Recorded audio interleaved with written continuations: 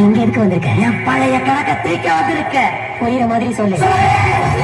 கொடியவனின் கதைய முடிக்க கொலவனைய தேடி கடிக்க 4 நாளா உடம்ப பிடிக்க நடு தெருவில் சதற அடிக்க உருவ போல நசுக்கி எறிய புளிச்சத தோத்தடிச்சு நடக்க துண்டு துண்டா நறுக்கி எடுக்க துள்ள வச்சு முசுல எடுக்க சந்ததிக்கே அடிச்சு கொடுக்க சகல வித அவதிகள் புரியவே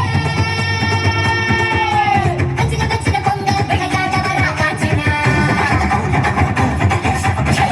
மரம் போல பணசாய்க்க வரா காச்சினா கிச்சிட கிச்சிட கிச்சிட குண்டா பிடிச்சதிக்க போறா கதை முடிக்க போறா சூரகாட்ட போல வராடா சமுக்கு போட்டு அடிக்க வராடா ஆணு பெண்ணோ கலந்து வராடா ஒன்ன பிடிச்சு மேய்க்க கொடுக்க வராடா கச்சின கச்சின பொங்க விளையாட வரா காச்சினா கட்டிய மரம் போல பணசாய்க்க வரா காச்சினா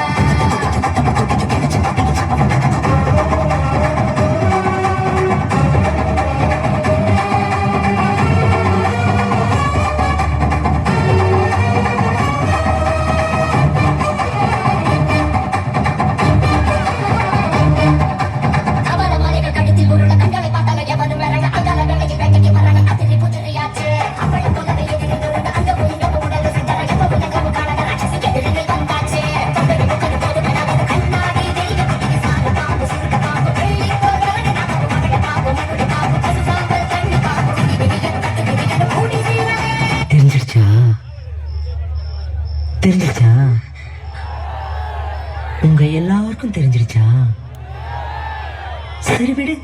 சூரகாட்ட போல வராடா சுருக்கு போட்டு அடிக்க வராடா ஆணு பெண்ணோ கலந்து வராடா ஒன்ன பிடிச்சு மேய்க்க கொடுக்க வராடா ஏய் காந்திரா, இங்க இருக்க. என்ன பார்க்க? உள்ள வந்து பாரு. உன்னால வர முடியாது. இது நரசிம்ம கோயில். வாய் வாய் பார்க்கலாம். ஒன்றா இருந்து சாந்தமாகிற வாய் பார்க்கலாம்.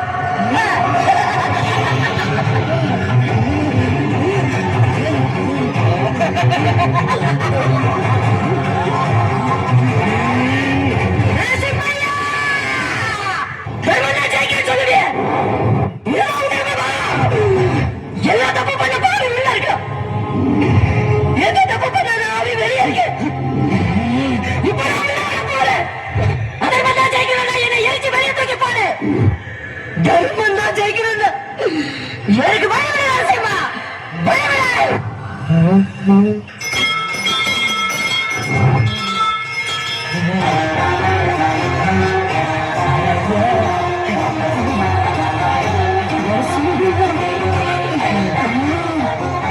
நரசிம்மையா!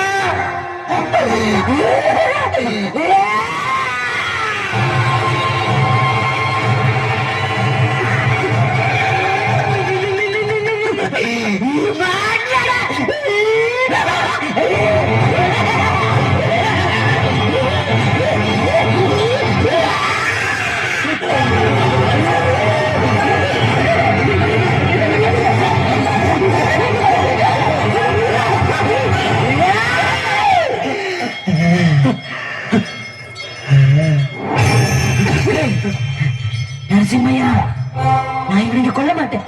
ஏன் தெரியுமா? எனக்கு அவன் கோடி வேறு கொடுத்தல்ல. இவங்க கொண்டு உன் புனிதமான சன்னதியை கலகப்படுத்த மாட்டேன். இவனை வெளியே வச்சு பாத்துக்கிறேன். உங்களை எப்படி வெளியே கொண்டு வரணும் எனக்கு தெரியும்டா.